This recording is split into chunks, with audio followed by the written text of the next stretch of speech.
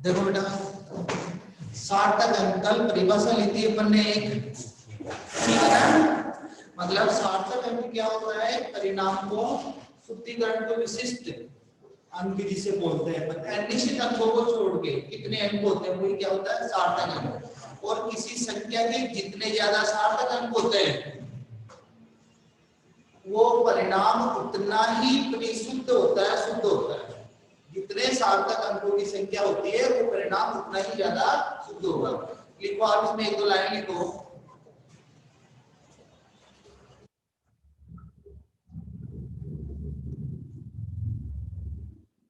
मापन की परिशुद्धता, मापन की परिशुद्धता का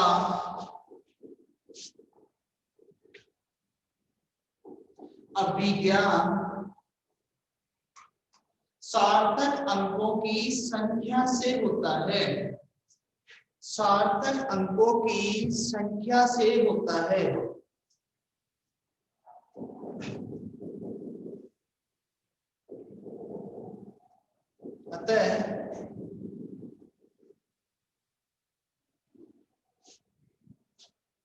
अतः जितनी अधिक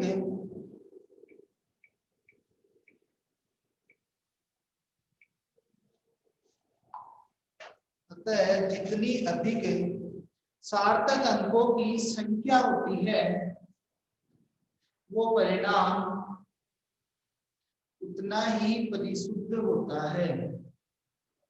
वो परिणाम उतना ही परिशुद्ध होता है।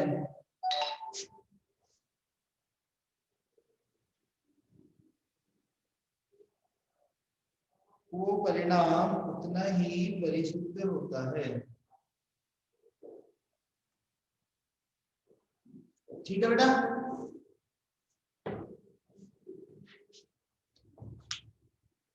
अब लिखो सार्थक अंक ज्ञात करने के नियम। सार्थक अंक ज्ञात करने के नियम।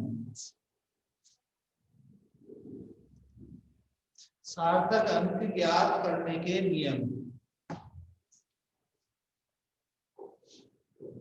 नंबर 1,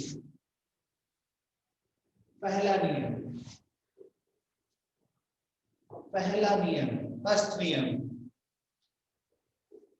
वे समस्त अंक या सभी अंक जिनमें शून्य नहीं होता,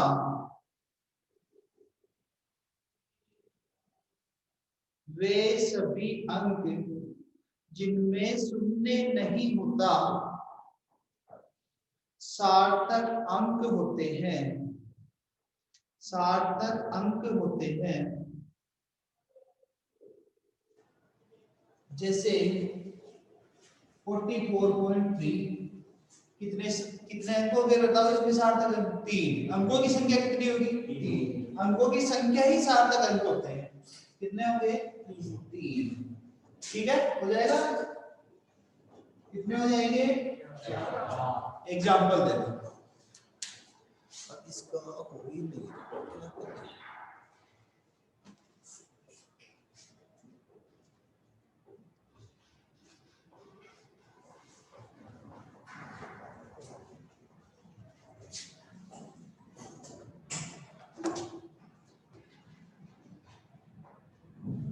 हो गया। नंबर 2,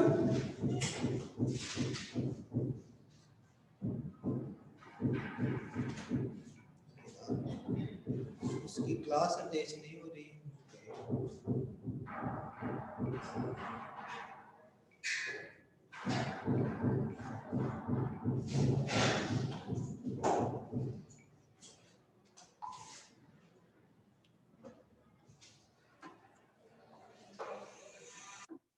पहला फर्स्ट पॉइंट समझ में आ गया। सेकंड पॉइंट, यदि शून्य दो अंकों के मध्य स्थित हो, यदि शून्य दो अंकों के मध्य स्थित हो तो उसे सार्थक अंक में गिना जाता है।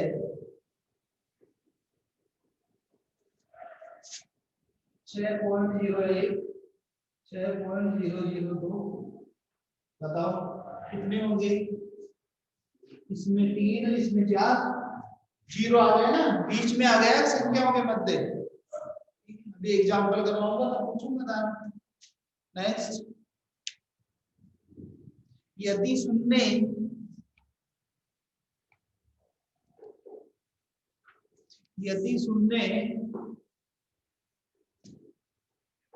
अशून्य संख्याओं के बाईं तरफ लिखा होता है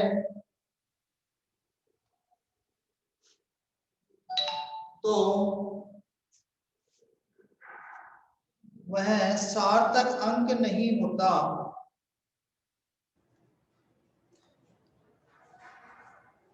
सार्थक अंक नहीं होता, केवल यदि शून्य जो अशून्य संख्याओं के बाईं तरफ लिखा होता है वह सार्थक अंक नहीं होता।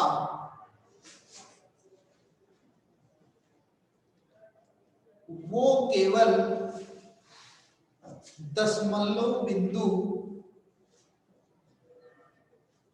का स्थान निर्धारित करते हैं।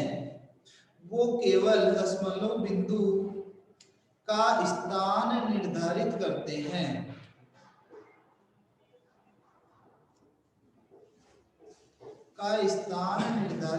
हैं। देखो बेटा ऐसे, इसमें लिखा 0.523, इसका मतलब ये जो है शून्य संख्या है, इससे इधर पॉइंट से सिर्फ पॉइंट का स्थान निर्धारित कर। आप चाहे 10.0 लगा दो, इधर कोई महत्व नहीं है उनका, है क्या? बोलो नहीं है ना? पॉइंट से आगे कितने जीरो, मतलब इसको अपन सार्थक अंक नहीं गिनेंगे पॉइंट से आगे। तो इधर से अगर इधर एक भी लिखा होता, जैसे एक लिखा होता तो सार्थक अंक हो जाता है, बीच में आ जाता है, इसीलिए इसको काउंट नहीं करेंगे। तो यहाँ कितने सार्थक अंक होंगे लिख लो। जैसे 0.014 बताओ कितने होंगे? 2।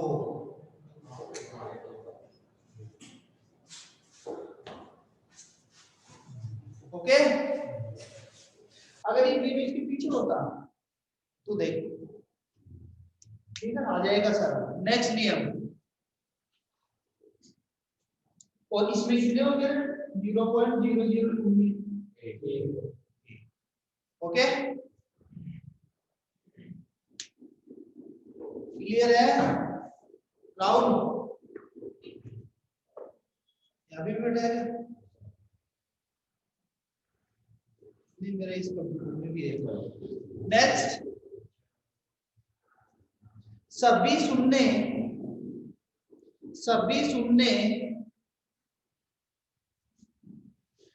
जो दशमलव बिंदु के दाहिनी तरफ आते हैं, दाहिनी तरफ का मतलब कौन सा हुआ? पॉइंट से इधर वाले, ठीक है ना? दाहिनी तरफ आते हैं, सार्थक अंक होते हैं।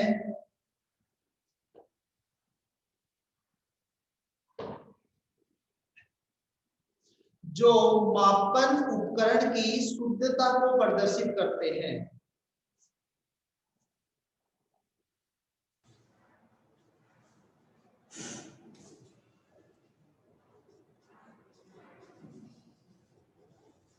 कितने होंगे? 4। ओके, यूनिट आ जाए ना पीछे, कहीं पे भी यूनिट दिख जाए, केजी, सेंटीमीटर, तो कंप्लीट काउंट करोगे आप, ठीक है ना? कंप्लीट काउंट करोगे पॉइंट से इधर वाला, क्योंकि ये जो प्रैक्टिकल्स होते हैं उनमें आती है इसमें पॉइंट होते हैं।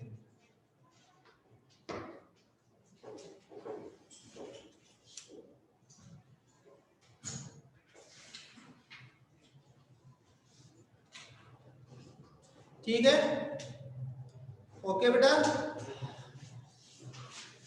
हाँ, आगे एक पॉइंट और लिखो, किनारे पर उपस्थित सिरा, लास्ट में जो लास्ट पार्ट आता है, किनारे पर उपस्थित शून्य को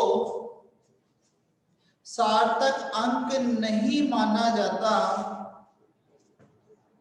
यदि उसमें दशमलव बिंदु नहीं हो।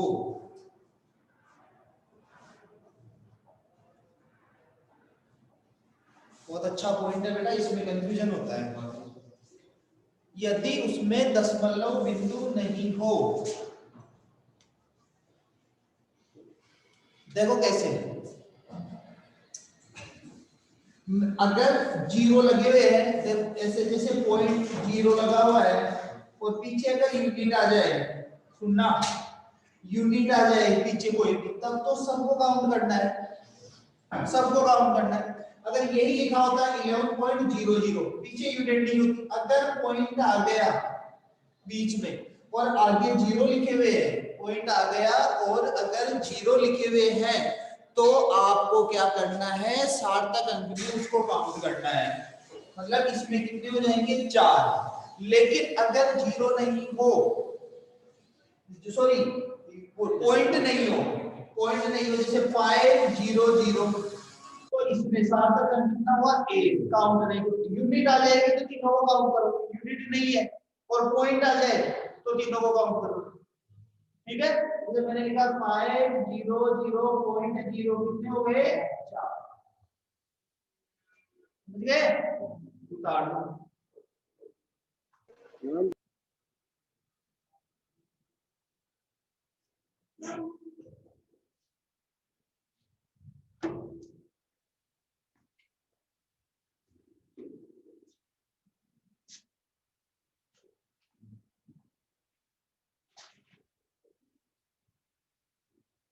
नेक्स्ट,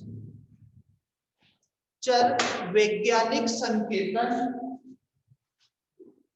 वैज्ञानिक संकेतन या चर घातांकी, हेडिंग डालो, वैज्ञानिक संकेतन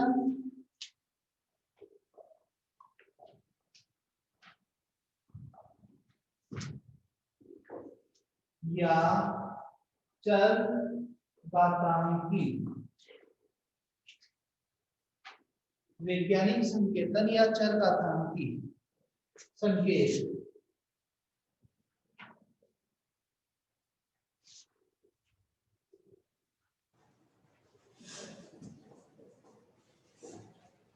ठीक है बेटा, देखो चर घातांकी संकेत वैज्ञानिक संकेत क्यों काम में लिया जाता है, क्या होता है, इसके अंदर क्या है, संख्याओं को n into 10 की पावर n, जी मैं लिखवा दूंगा, n into 10 की पावर n इस रूप में प्रदर्शित करते हैं।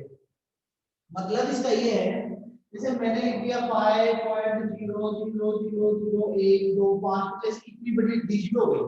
अब इसको लर्न रखना पॉसिबल नहीं, भाई इतनी संख्या को लर्न रखना पॉसिबल नहीं होता, याद करना डिफिकल्ट होता, तो क्या करते हैं, फिर इसको वैज्ञानिक संकेत में शॉर्ट में रिप्रेजेंट करते हैं, और उस शॉर्ट में रिप्रेजेंट करना ही क्या कहलाता है, वैज्ञानिक संकेतन। अब उसमें क्या है, ये जो n की पावर 0 धनात्मक ऋणात्मक हो सकती है।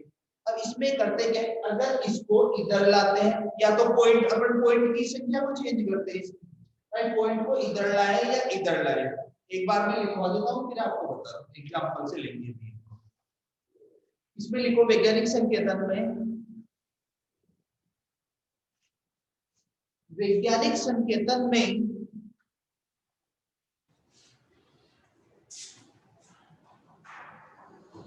प्रत्येक संख्या को निम्न रूप में लिखा जाता है। वैज्ञानिक संकेतन में प्रत्येक संख्या को निम्न रूप में लिखा जाता है, n into 10 की पावर n, n into 10 की पावर n।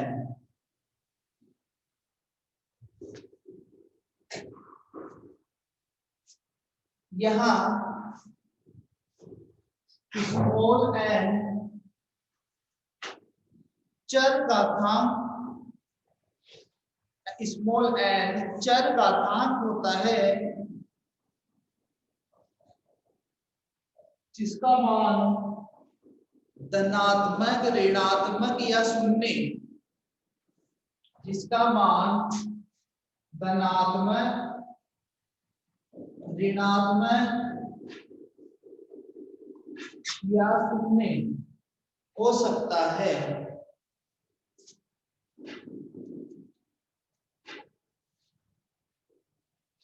नेक्स्ट लाइन, घात की गणना करते समय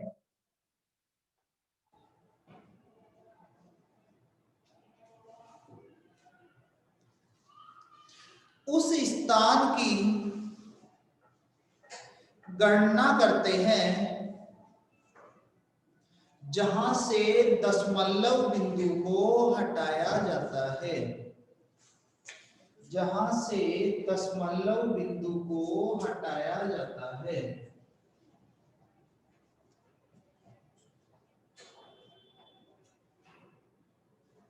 दशमलव बिंदु को हटाया जाता है। ठीक है, नेक्स्ट स्लाइड में ये अच्छा पॉइंट है। यदि दशमलव को बाईं ओर ले जाया जाता है तो घात धनात्मक, और यदि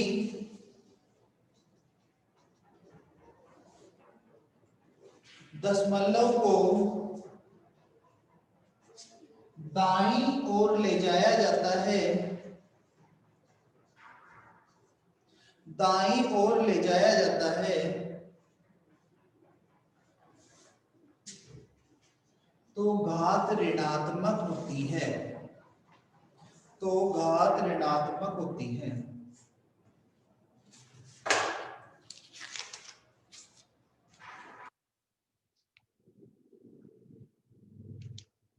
ओके बेटा, देखो जैसे ये दो संख्या है, इतनी बड़ी आ गई ना, अब आप अपने को क्या करना है, इसको वैज्ञानिक संकेतन में रिप्रेजेंट करना है इसको। अभी बताया मैंने, अगर पॉइंट बाईं ओर जाए, मतलब यहाँ पॉइंट इसको बाईं ओर लेके जाना है, तो घात किस में आएगी बताओ, धनात्मक। और अगर पॉइंट को दाईं ओर लेके जाए इधर, तो घात किस में आएगी, ऋणात्मक। अब देखो, अब आप पॉइंट काउंट करो, यहाँ जैसे यहाँ तक ले आओ इसको, संख्याओं के, या तो बीच में भी ले सकते हैं, अपन बीच में भी ले सकते हैं। कैसे, जैसे मैं 40.4 ले रहा हूँ, ठीक है, तो 40.4 ले रहा हूं मैं, तो इसका मतलब 1 2 3 4 कहां जाएगा, तीन डिजिट छोड़ के जा रहा है ना ये बेटा, या 4 डिजिट पे जा रहा है बताओ, 3 पे। अगर मैं 4.04 ले लूं तो कितने पे जा रहा है, 4। तो अपन यहाँ क्या करेंगे, 4.04, जैसे मैंने ये लिया, यहाँ तक भी ले सकते हो, तो संख्याओं की कैलकुलेशन पे डिपेंड करता है। अब यहाँ ये इसका मतलब 1 2 3 4 4 संख्या छोड़कर पॉइंट आया ना, तो अपन क्या लगाएंगे, इनटू 10 की पावर क्या कर देंगे 4, पॉजिटिव हो गया ना, कुछ भी साइन नहीं हो तो पॉजिटिव। बोलो, समझ में आ गई बात।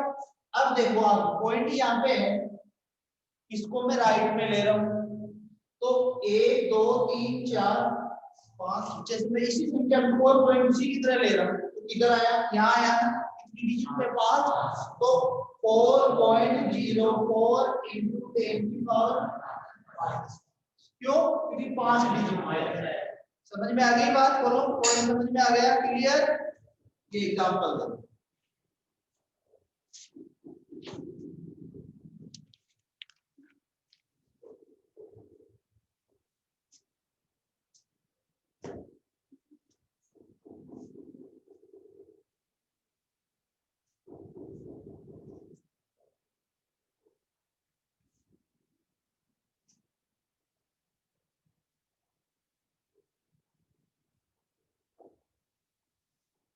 अब ये देखो, ये टॉपिक अपना कॉन्सेप्ट बेस्ड का है, ईजीओ में समझ में आ रहा है।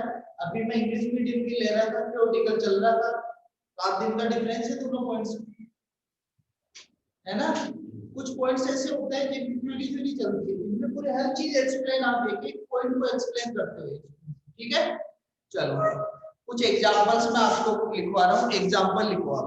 उदाहरण, निम्नलिखित संख्याओं में सार्थक अंकों की गणना कीजिए। सार्थक अंकों की गणना कीजिए।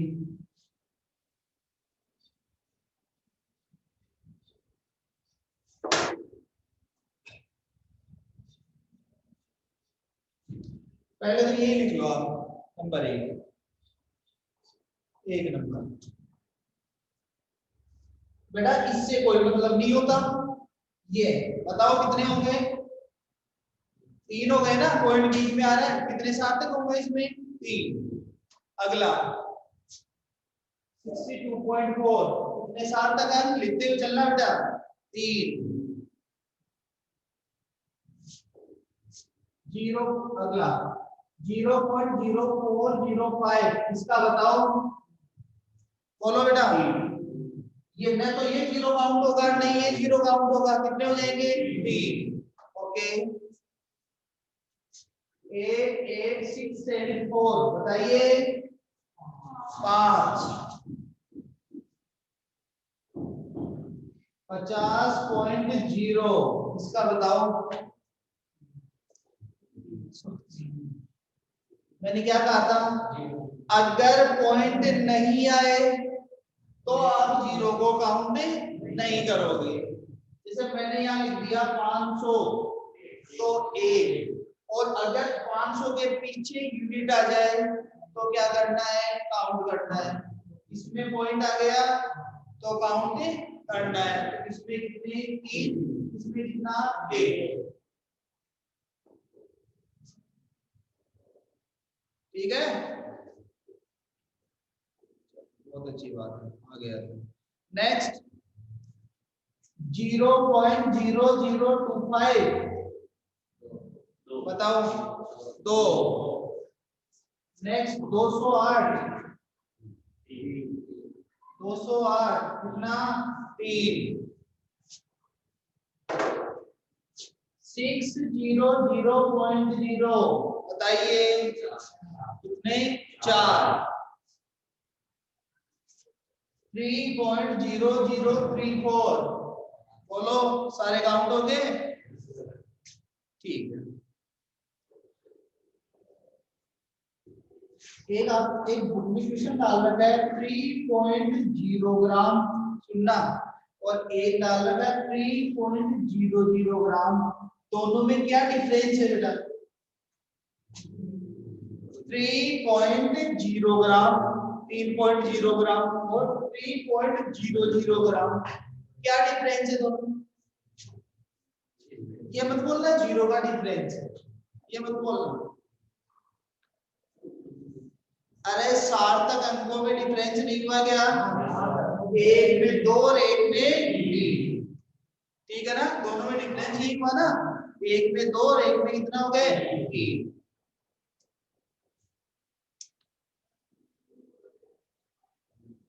ओके, ठीक है। चलो नेक्स्ट, निम्नलिखित को वैज्ञानिक संकेतन में निरूपण कीजिए। क्वेश्चन ये बेटा, निम्नलिखित को वैज्ञानिक संकेतन में निरूपण कीजिए।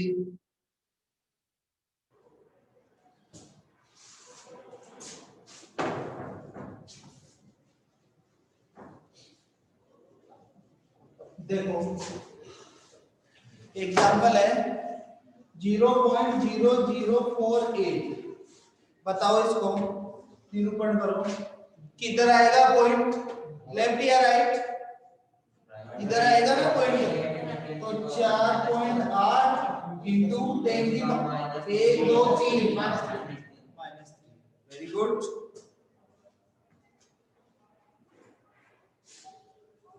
पहला क्वेश्चन नंबर 23600, 23600, बताओ बेटा। पॉइंट नहीं हो ना तो पॉइंट फिर देना पड़ता है अपने को। कोने से डाउन, कोने से काउंट लो 1 2 3 4, यहाँ पे आओ आप, तो कितना हो गया? 2.36 इंटू 10 की पावर 4। ओके,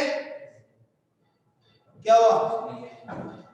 अरे इधर जा रहे हैं ना अपने, मैंने इधर थोड़ी पढ़ा भाई। आप जब पॉइंट नहीं हो तो लास्ट कोने से बढ़ जाओ, लास्ट।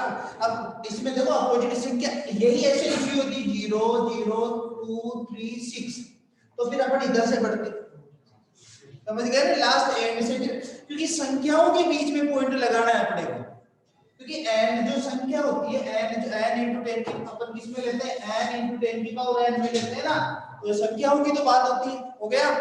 नेक्स्ट एक एग्जांपल है 8008, इसका बताओ। 8.10 की पावर कितना 8.008 into 10 की पावर कितना 3 हो जाएगा, हो जाएगा। इधर लेके गए ना,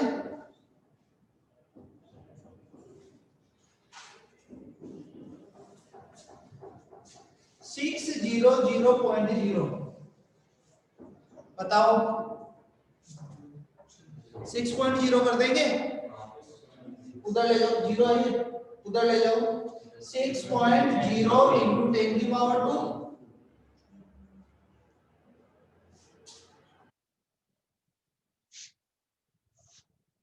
783.4 इसका बताओ बेटा।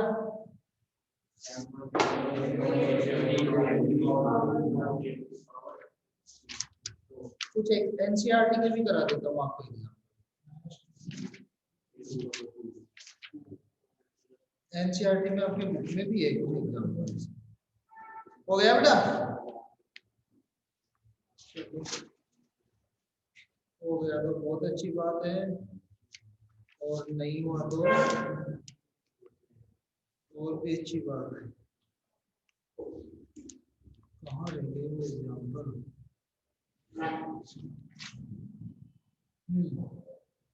ये तो हो ही गया ना, 8008 वाला तो हो ही गया ना, 234 वाला 008 वाला भी हो गया बेटा, ये एग्जाम्पल है। ठीक है, सार्थक अंक वाला कर लोगे एक तो। नई हेडिंग डालो, असार्थक अंकों को हटाना, असार्थक अंकों को हटाना,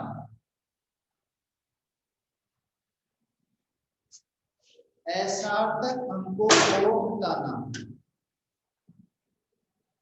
ठीक है, असार्थक अंकों को हटाना करवा दूं या कल? टाइम का पता नहीं चल रहा है, इसमें क्लास को नहीं हो गया, टाइम नहीं हुआ है, 40 मिनट में बंद हो जाती है। कितने बजे स्टार्ट करती है?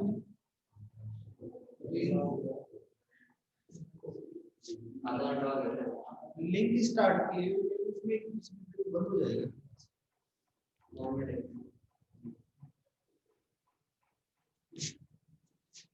एक मिनट